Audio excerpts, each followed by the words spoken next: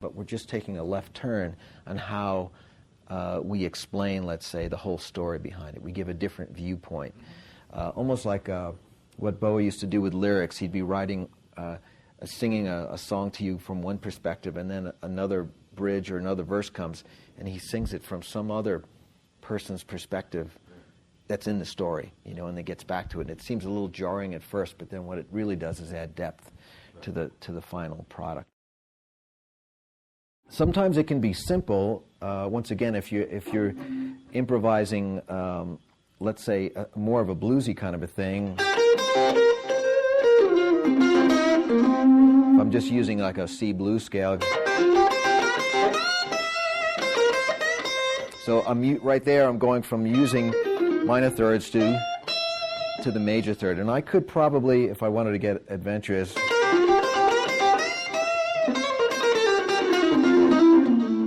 and there I'm just sort of very quickly running through using the major third, the flat 9, the flat 5 there, but landing on something that's a little bit more familiar, the major 6, and then maybe ending on a root like that. Now, I was taught in school that the brain remembers 11 notes, and that if you want to go outside, you can go outside, but by the time you get to the 11th tone, if you want people to feel like you're still in, you got to make sure that note's in. And if you go beyond that, then people basically receive it as that guy's out, he's playing out, you know what I mean? So that's something you can kind of play with. Again, if your structure is minor pentatonic, but you want to just try something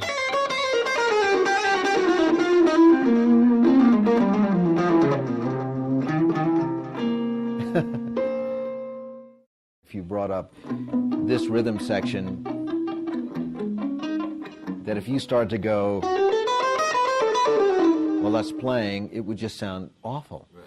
But if you're in B and it's more of a, and it's got a sort of things that remind you of pentatonic blues rock, that you can almost play anything. Right. And even if the progression is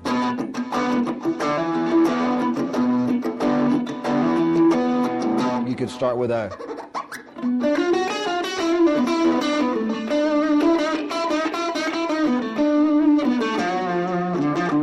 you know what I mean? And it would still go with it. In other words, the scale doesn't necessarily have to match up with the chord progression. You know what I mean? But yeah, others, if you're going, I mean, that's totally different. It's a different style of music, and so it's less accepting of you opening those little doors that you talked about and adding the extra notes, the blue notes, the scary notes. But yeah, Blackmore was one of those guys that would, when you least expect it, you know, over sort of a pedal point groove, yeah, and between him and John Lord, they would be tossing back exotic scales and Phrygian dominant and blues, and, you know, somewhere in between the root and the fifth, there'd be a couple of different kinds of thirds in there. Almost minor, minor, almost major, major, on the way to the fourth and the fifth and in between, you know. And then you could do the, you know, and that's the...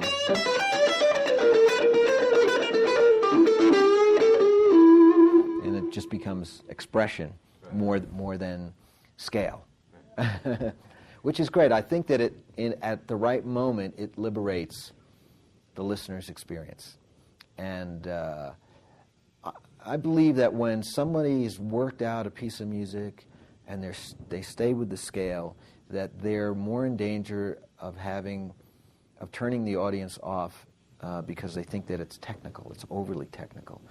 And that when the structure between the riff and the harmony and the melody and the improv is a little bit more accepting, that for some reason they think it's less technical. Now, you and I know it's equally technical. There's actually no difference between, you know, being loose or being tight melodically or with an improvisation when it comes to picking or sliding or any of that. It's still technique.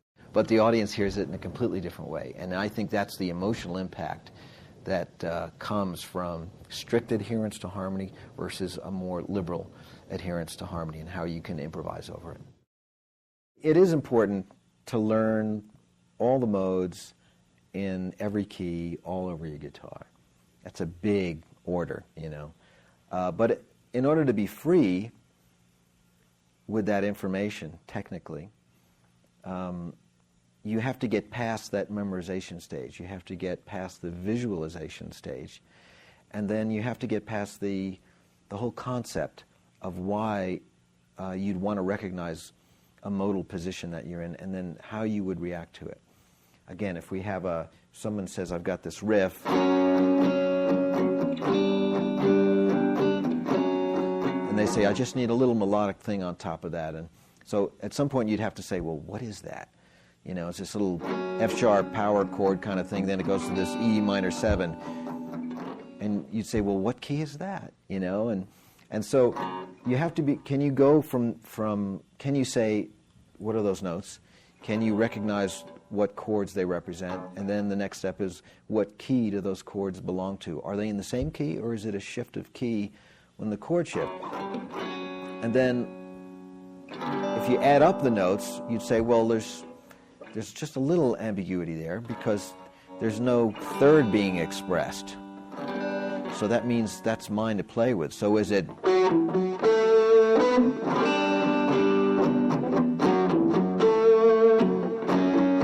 or is it...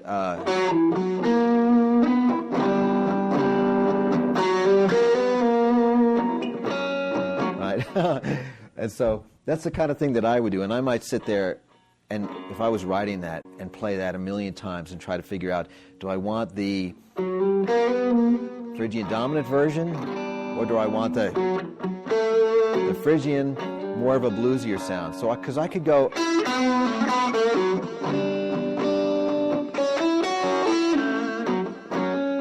or